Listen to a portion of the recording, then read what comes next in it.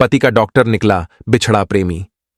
पति की जान बचाने के लिए पत्नी पागलों की तरह डॉक्टर के केबिन के अंदर दाखिल हो गई। उसके पीछे नर्स थी जो उसे अंदर जाने से रोक रही थी।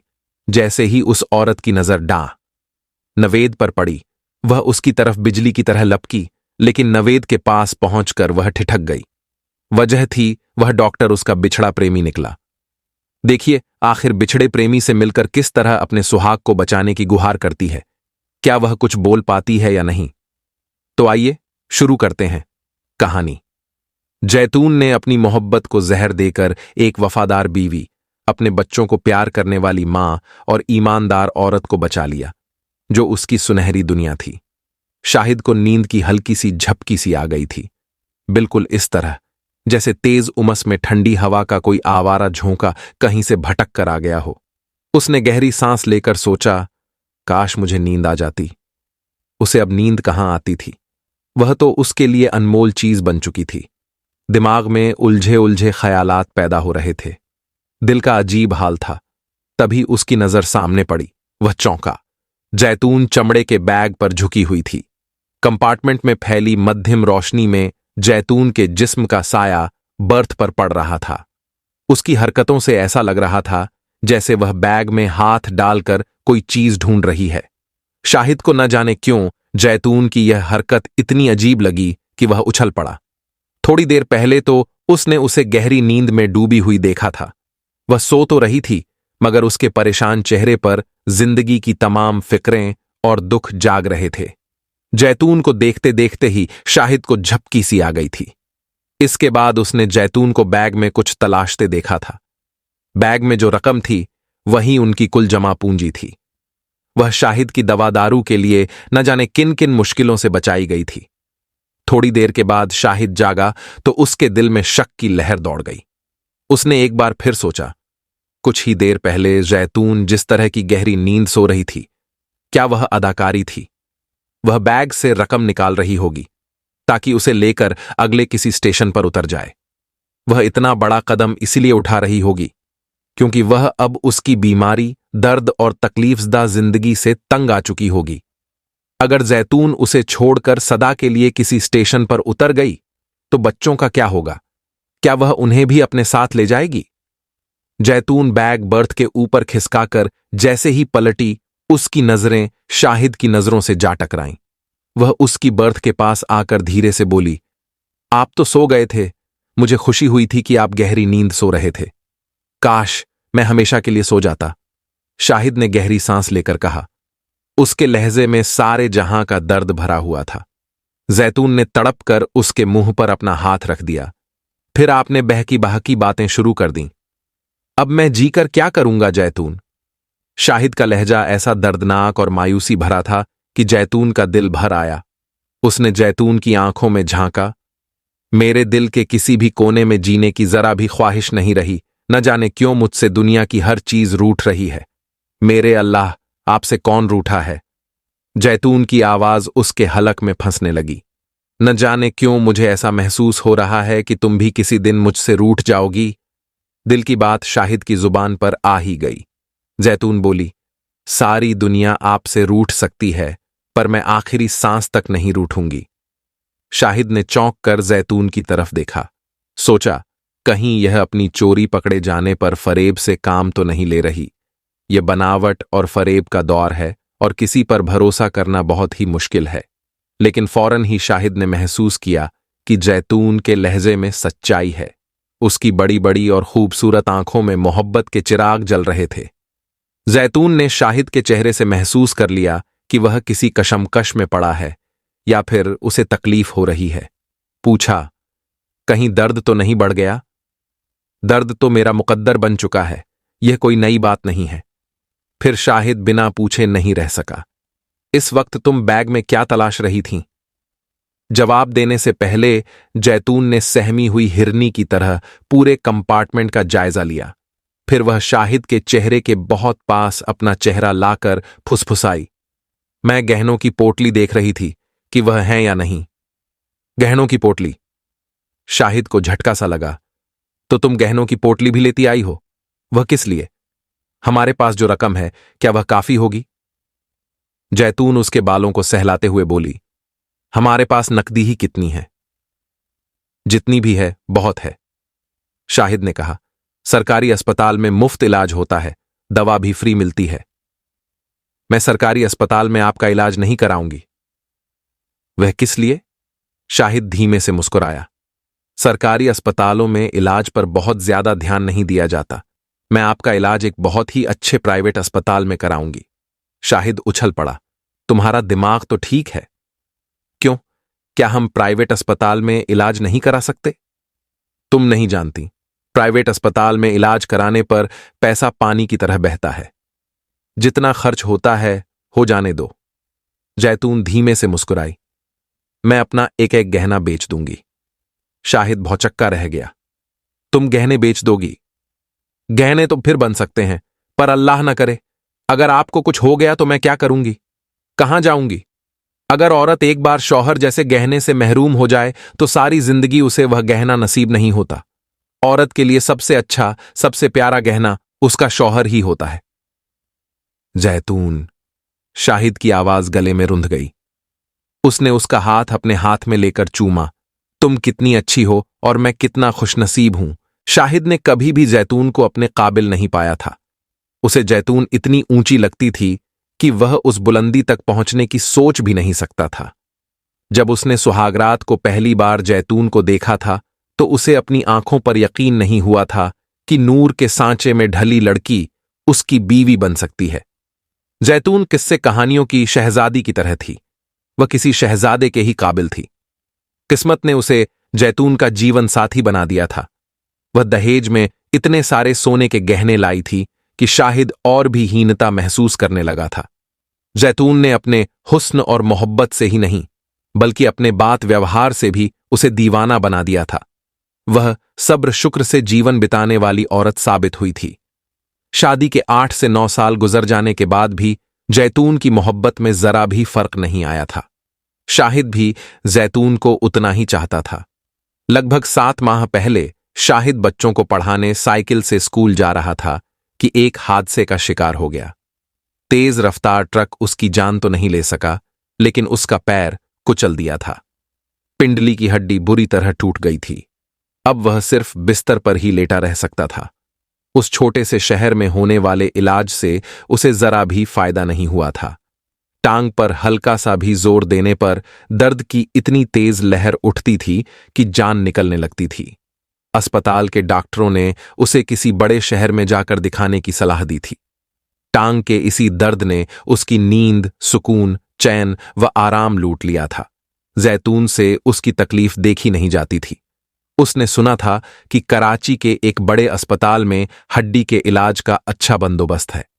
वहां शाहिद की टांग इस काबिल हो सकती है कि वह चल फिर सकेगा। आज शाहिद पर यह भेद खुला था कि जैतून उसका इलाज किसी प्राइवेट अस्पताल में कराएगी। बहुत देर बाद शाहिद ने उससे कहा, वहां डॉक्टर सिर्फ चेकअप की फीस ही 400 से 500 रुपए तक लेते हैं। मुझे पता है, जैतून ने लापरवाही से कहा। बात सिर्फ भारी फीस की ही नहीं है, शाहिद बोला।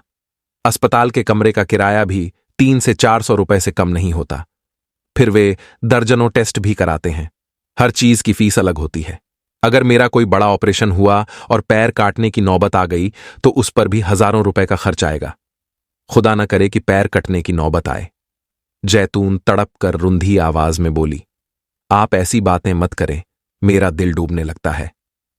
मैं खुदा को फरेब नहीं देना चाहता। हकीकत को झुठलाना अक्लमंदी नहीं है।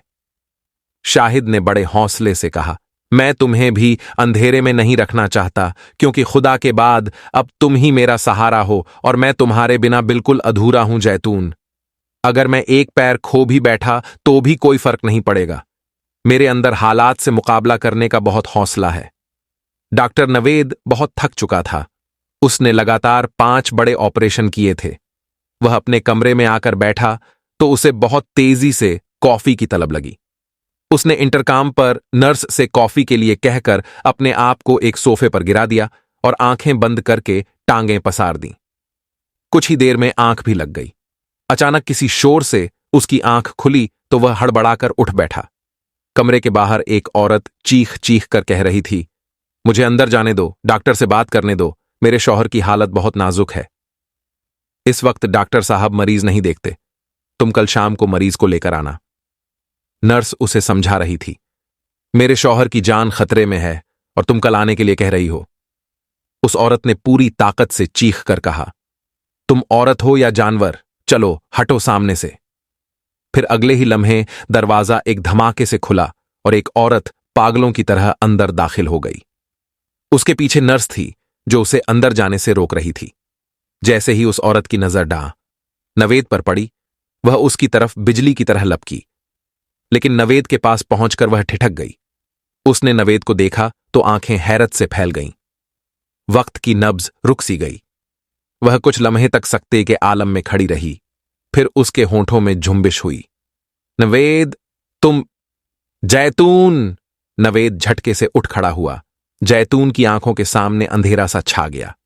वह किसी नाजुक सी शाख की तरह लहराई। मेरा सुहाग बचा लो नवेद, नहीं तो मैं। इसके आगे वह एक भी लफ्ज नहीं बोल सकी। अगर नवेद तेजी से आगे बढ़कर उसे संभाल न लेता तो वह फर्श पर गिर चुकी होती। जैतून पलंग पर बेहोशी के आलम में पड़ी थी। नवेद पलंग के पास कुर्सी पर बैठा कॉफी की चुस्की ले रहा था।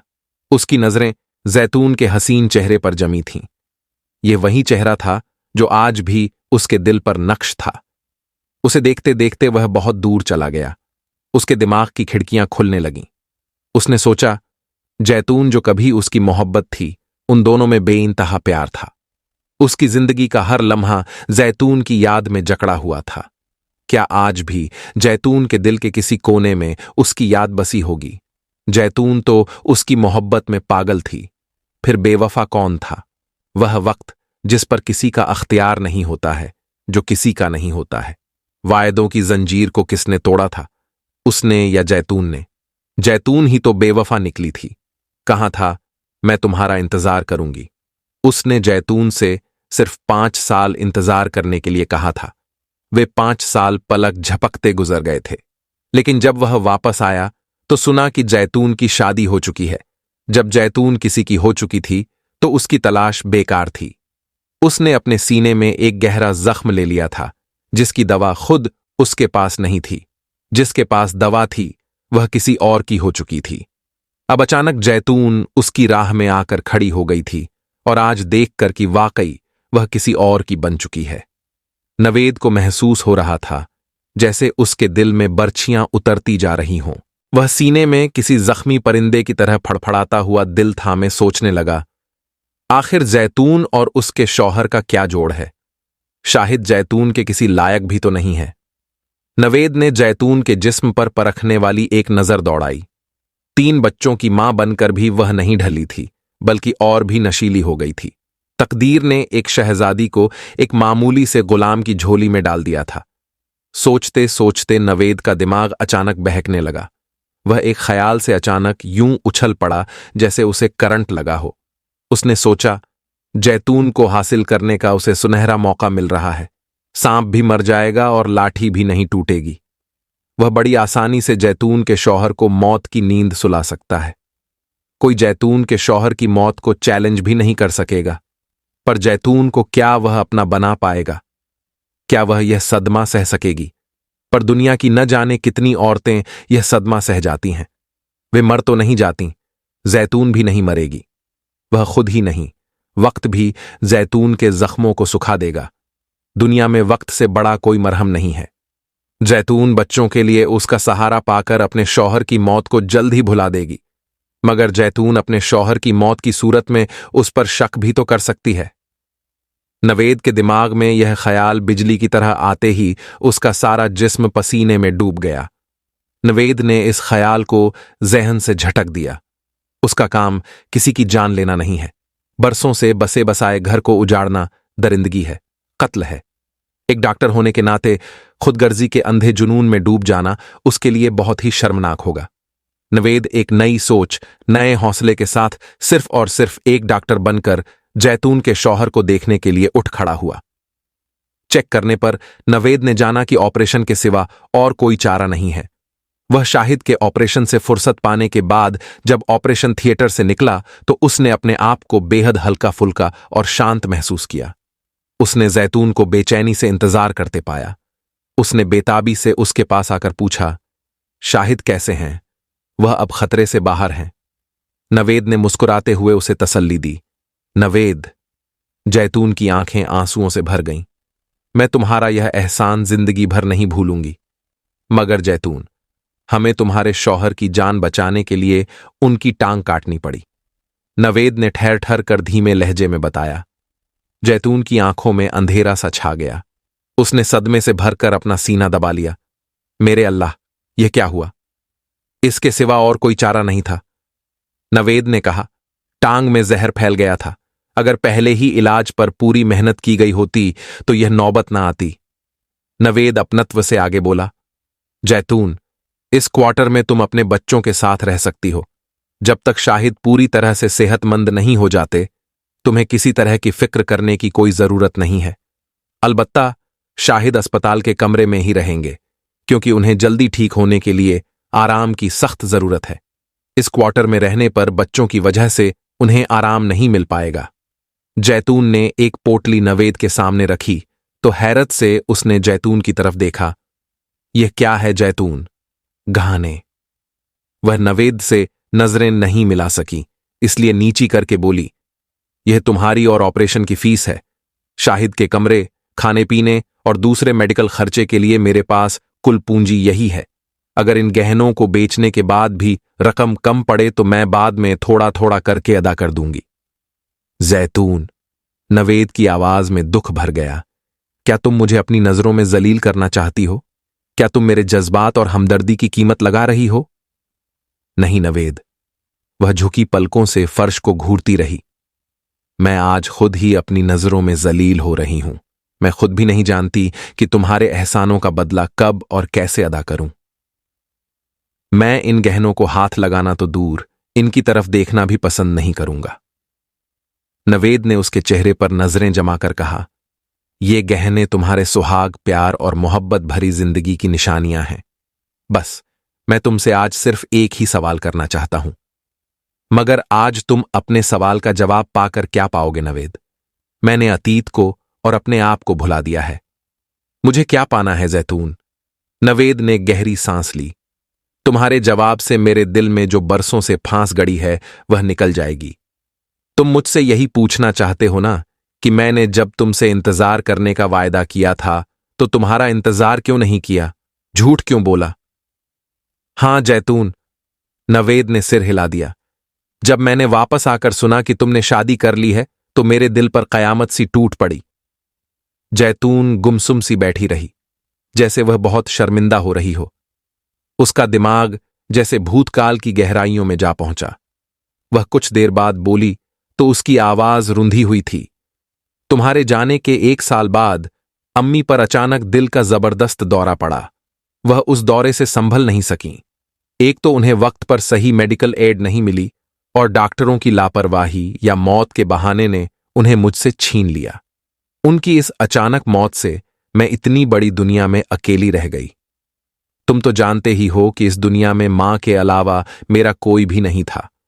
तुम उस वक्त लंदन में थे। मेरे पास तुम्हारा पता भी नहीं था। मैं तुम्हारा पता लेने तुम्हारे घर कैसे जा सकती थी? इतने बड़े घर में जाती तो जलील और रुसवा होकर आती। तुमने अपनी मोहब्बत को राज रखा था। फिर मैंने सोचा कि इंतजार के 4 साल काट लूंगी, लेकिन मुझे मालूम हुआ कि जिंदगी बहुत कठिन है। खासतौर पर एक जवान, हसीन और बेसहारा लड़की के लिए तो हर तरफ भेड़िए ही भेड़िए मौजूद होते हैं। दुनिया वालों ने मुझे भी लूट का माल समझ लिया था। न जाने कैसे कैसे लोग मेरा हाथ थामने को तैयार थे। अगर मैं तुम्हारा इंतजार करती रहती तो किसी न किसी भेड़िए का शिकार हो जाती। मुझे उठा ले जाने की कोशिश की गई। 2 बार मेरी आबरू लुटते लुटते बची। फिर मैंने शाहिद का हाथ थाम लिया। वह एक स्कूल टीचर था और उसके पास इल्म की दौलत थी। जैतून सांस लेने के लिए रुकी। उसके बाद उसकी आवाज फिजा में लहराई। सांसारिक दौलत उसके पास नहीं थी, लेकिन जिस दिन शाहिद से मेरी शादी हुई उसी दिन से मैंने दिल का वह कोना बंद कर दिया जिसमें तुम्हारी तस्वीर छिपी थी, इसलिए कि अब शाहिद ही मेरा सब कुछ था। शाहिद ने मुझे इतनी मोहब्बत दी कि तुम्हारी तस्वीर धुंधली पड़ गई। फिर मैं शाहिद की ही दुनिया में खो गई। मैं उसका वजूद बन गई। मैं अगर ऐसा नहीं करती तो फिर क्या करती? तुमने बहुत अच्छा किया। एक औरत का ऐसा रूप होना चाहिए, नवेद ने कहा। मैंने तुम्हारी हर याद को मिटाने के लिए शादी की थी। मेरा ख्याल था कि एक औरत ही मेरा दुख बांट सकती है और वह मुझे तुम्हारी ही तरह से चाहेगी। मगर हम दोनों में 6 से 7 माह से ज्यादा निबाह ना हो सका और हम दोनों सदा के लिए अलग हो गए। वह क्यों? जैतून ने हैरत से पूछा। मुझे यकीन नहीं आ रहा है। वह भी डॉक्टर थी।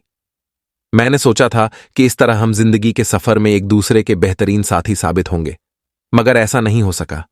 वह सिर्फ और सिर्फ लेडी डॉक्टर रहना चाहती थी। मुझे तो ऐसी बीवी की जरूरत थी जिसके वजूद से सारा घर महकता। हैरत की बात है, क्या एक औरत भी इस अंदाज में सोच सकती है? जैतून हैरानी से बोली। हर औरत तो एक जैसी नहीं होती। अब तुम बस जल्दी से अपना घर बसा लो। अब तुम आ ही गई हो तो मेरे लिए भी अपनी जैसी ही औरत ढूंढ देना, नवेद ने कहा। ऐसी औरत जो घर की 4 दीवारी में रहकर तुम्हारी ही तरह चाहे। शाहिद की अभी ज्यादा देखभाल की जरूरत थी। कोई और मरीज होता तो डॉक्टर नवेद उसे छुट्टी दे देता, मगर शाहिद जैतून का शौहर था और इस नाते नवेद शाहिद को उस वक्त तक अस्पताल में रखना चाहता था जब तक वह पूरी तरह से स्वस्थ नहीं हो जाता। उसने जैतून से कह दिया था कि उसे 2-1 महीने तक यहीं रहना होगा। जैतून ने इस शर्त पर वहां रहकर शाहिद का इलाज मंजूर किया था कि वह अस्पताल में कोई नौकरी कर लेगी। डॉक्टर नवेद के लिए जैतून को नौकरी देना कोई बड़ी समस्या नहीं थी। असली मसला तो जैतून के बच्चे थे। वह बच्चों से 8 से 10 घंटे अलग रहकर कोई काम नहीं कर सकती थी। इन सारी बातों को ध्यान में रखते हुए नवेद ने जैतून को यह काम सौंपा कि वह उसके बंगले पर आकर उसके लिए नाश्ता और दोनों वक्त का खाना बना दे। जैतून को नवेद की अमीरी का पहले से कुछ अंदाजा नहीं था। शादी से पहले जब वह नवेद की मोहब्बत में गिरफ्तार हुई थी, तब भी वह सिर्फ यही जानती थी कि वह एक बड़े बाप का बेटा है। वह यही समझती थी कि नवेद इस अस्पताल में नौकर है। पर जब उसने देखा और सुना कि नवेद ही इस अस्पताल का मालिक है, तो वह हैरान भी हुई और खुश भी। जब उसने नवेद के घर में कदम रखा तो घर को अंदर से देखकर उसके दिल में कांच की किरच सी चुभ गई। उसने कभी ऐसे ही घर का ख्वाब देखा था, मगर वे ख्वाब दगाबाज निकले थे। फिर एक आवारा सा ख्याल जैतून के दिमाग में आया कि काश वह नवेद की बीवी होती तो इस घर में राज कर रही होती। फिर उसने इस बेहुदा ख्याल को अपने दिमाग से निकाल फेंका। अब वापसी संभव नहीं थी। फिर ऐसी हालत में शाहिद को मंझधार में छोड़ देना औरत की जात पर बदनुमा धब्बा था। उधर न जाने क्यों नवेद महसूस कर रहा था कि जैतून फिर से उसके दिमाग पर किसी बदली की तरह छा रही है और वह उसके जादू में कैद हो रहा है। 8 से 10 दिनों में ही जैतून में अजीब सा निखार आ गया था। बेफिक्री, अच्छे खानपान और मानसिक शांति ने उसे फिर से जवान कर दिया था। उसके गालों पर सुर्खी झलकने लगी थी। जैतून सुबह जब उसके लिए नाश्ता तैयार करने आती थी तो उसका रूप नया होता था, और जब वह उसके सामने से गुजरती थी तो जिस्म की खुशबू सुरूर दे जाती थी। नवेद अपनी पहली बीवी के बारे में सोचता और उसका जैतून से मिलान करता। पहली बीवी खूबसूरत थी, लेकिन नवेद की जिंदगी और घर में कभी उसने खुशी महसूस नहीं की थी। नवेद को वह हमेशा ठंडी लाश जैसी महसूस होती थी। उसके रहते घर में अजीब सी मुर्दनी और वहशत का एहसास होता था। लेकिन जब से जैतून ने इस घर में कदम रखा था, सारा घर और उसकी जिंदगी जैसे जगमगाने लगी थी।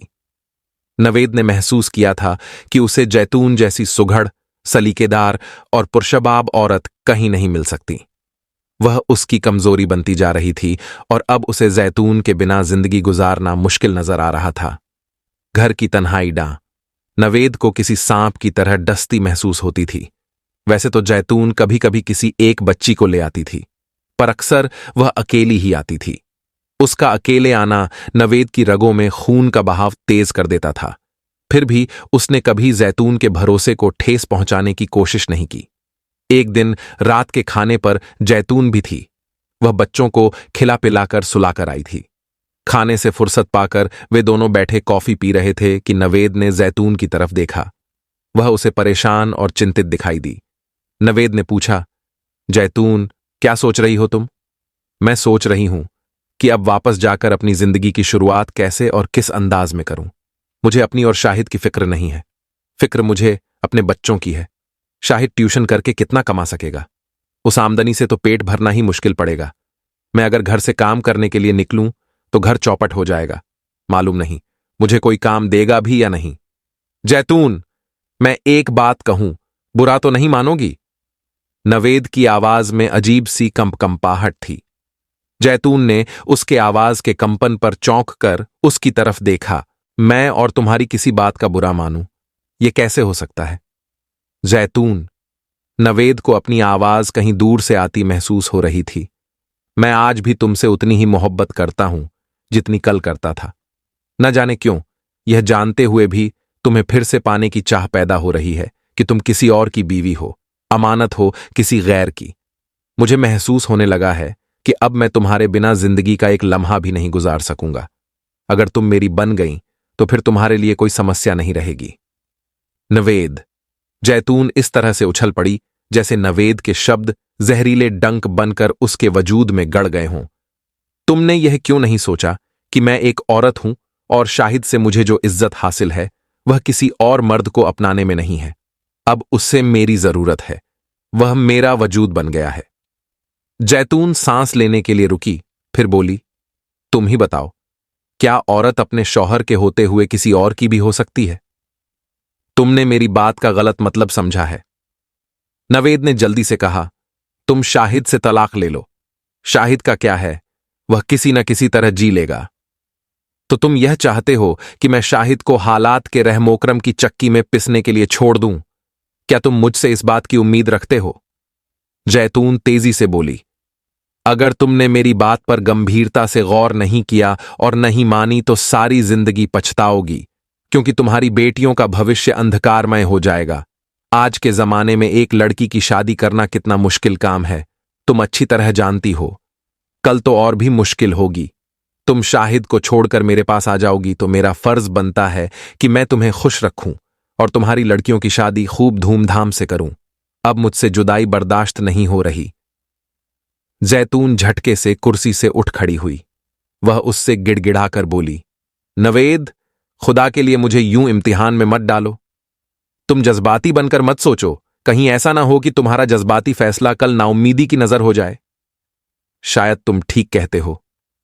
जैतून दरवाजे की तरफ बढ़ी और फिर रुक गई।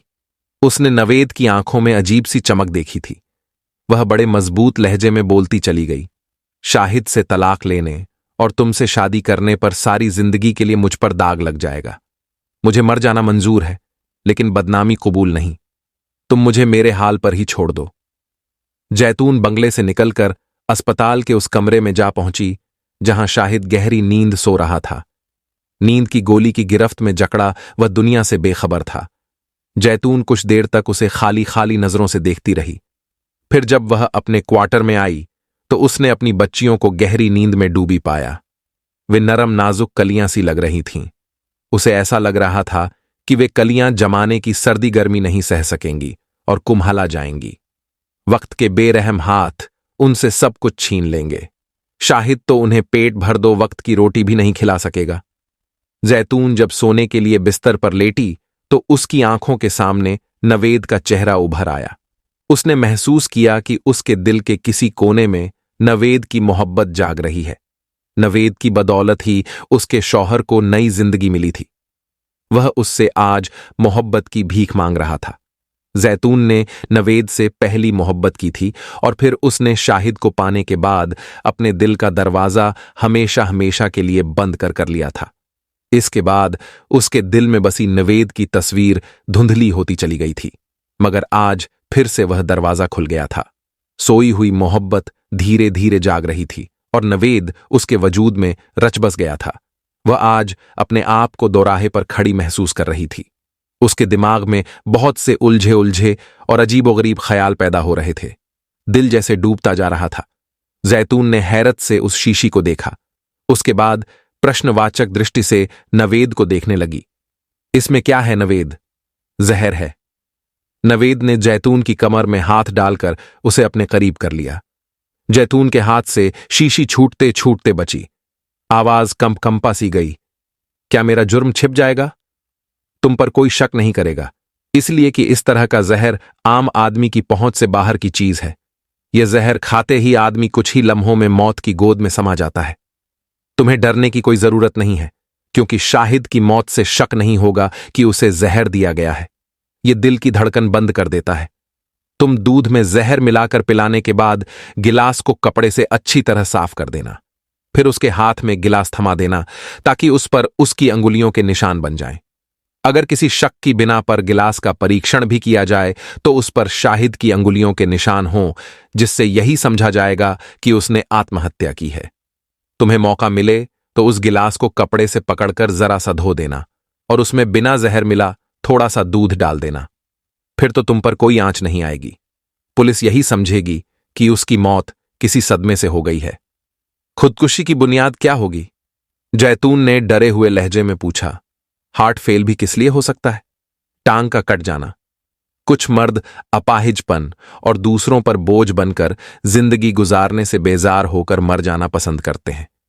यह सदमा जानलेवा भी साबित हो सकता है। तुम तसल्ली रखो, बात पुलिस तक नहीं पहुंचेगी, क्योंकि इस मौत का सर्टिफिकेट तो मैं ही जारी करूंगा। पुलिस यह भी तो सोच सकती है कि शाहिद को जहर दिया गया है और यह जहर एक मामूली मरीज के पास कैसे और कहां से आया। तुम किसी फिक्र में मत पड़ो और ज्यादा गहराई में मत जाओ। यह भी कहा जा सकता है कि किसी नर्स को लालच देकर मरीज ने जहर हासिल कर लिया होगा।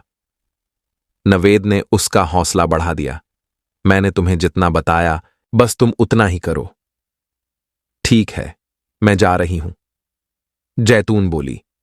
कोशिश करना कि तुम किसी की नजर में ना आओ। वहां से तुम सीधी मेरे पास चली आना और कॉफी तैयार करके रखना। नवेद ने जैतून का बाजू पकड़कर अपने करीब कर लिया। तुम्हारे लिए कॉफी तैयार करके अपनी कोठरी में क्यों ना चली जाऊं? जैतून कुछ सोचते हुए बोली। तुम्हारे पास आकर मैं क्या करूंगी? इसलिए कि तुम्हारी मौजूदगी मैं अपने यहां साबित कर सकूं। लेकिन इसमें भी तो खतरा है, जैतून बोली। सारे अस्पताल वालों को पता है कि मैं तुम्हारे घर पर काम करती हूं। कल मुझ पर यह इल्जाम लग सकता है कि मैंने तुम्हारी मोहब्बत में अपने शौहर की जान ले ली, लिहाजा मैं उसे जहर देकर क्यों ना अपनी कोठरी में चली जाऊं। मैं अपने शौहर को जहर देकर बाथरूम के पिछले दरवाजे से निकल जाऊंगी। मगर तुम मुझे इसकी खबर कैसे दोगी? मेरा तुम्हारी कोठरी की तरफ आना मुनासिब नहीं है, नवेद ने कहा। मैं तुम्हारे पास भी पिछले दरवाजे से ही आऊंगी ताकि तुम्हारे चौकीदार की मुझ पर नजर न पड़ सके। इस तरह हम दोनों पर ही शक नहीं किया जाएगा।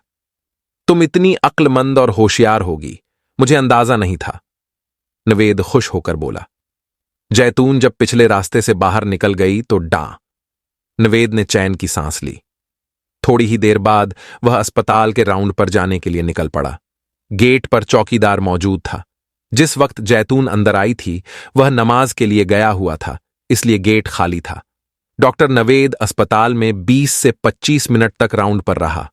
उसके लिए वक्त काटना दूभर हो गया था। जब वह घर वापस आकर अपने बेडरूम में पहुंचा तो उसने जैतून को देखा, जो उसके बेडरूम में कॉफी लिए बैठी थी। डॉक्टर नवेद ने जैतून का शांत चेहरा देखा तो उसे यकीन नहीं आया, जैसे वह शाहिद को जहर नहीं अमृत पिलाकर आई हो। आखिर जैतून ने उसकी मोहब्बत के आगे हथियार डाल ही दिए। नवेद ने जब उसे बाजुओं में भर लिया तो वह उसके गले में बाहें डालकर उसकी आंखों में झांकने लगी। फिर धीरे से बोली, मुझे जल्दी से जाने दो, कहीं बच्चे जाग न जाएं। वे रोने लगेंगे तो पड़ोस में खबर हो जाएगी। चंद लम्हों बाद नवेद कुर्सी पर बैठ गया। कॉफी का कप उठाकर उसने एक घूंट लिया और पूछा, काम हो गया? तुमने तो मुझे बहुत सख्त इम्तिहान में डाल दिया था, नवेद। जैतून धीरे से बोली, मोहब्बत का इम्तिहान तो हमेशा ही सख्त होता है, जैतून। उसकी तरफ मोहब्बत भरी नजरों से देखते हुए नवेद ने दूसरा घूंट लिया। यह मोहब्बत का नहीं, बल्कि एक औरत का इम्तिहान था। औरत कभी मोहब्बत के इम्तिहान में नहीं डगमगाती। औरत का इम्तिहान। नवेद के चेहरे पर आश्चर्य उभर आया। वह कैसे? उसने तीसरे घूंट में सारी काफी हलक में उतार ली। मैं जब शाहिद के कमरे में पहुंची तो मेरे दिमाग में यह ख्याल बिजली की तरह आया कि मैं शाहिद को नहीं बल्कि एक औरत, बीवी और मां को जहर दे रही हूं। क्या मतलब? नवेद की आंखों में हैरानी भर गई। उसने अपनी पलकें झपकाईं। मैं तुम्हारी बात समझा नहीं। मतलब यह है कि मैं एक वफादार बीवी, शौहर परस्त औरत और जिम्मेदार मां की पवित्रता पर बदनुमा दाग बन रही हूं। इस एहसास ने मेरा सीना चीर दिया था। तो क्या तुमने शाहिद को जहर नहीं दिया? नवेद ने वहशत भरे लहजे में पूछा। जहर तो मैंने दे दिया, लेकिन शाहिद को नहीं।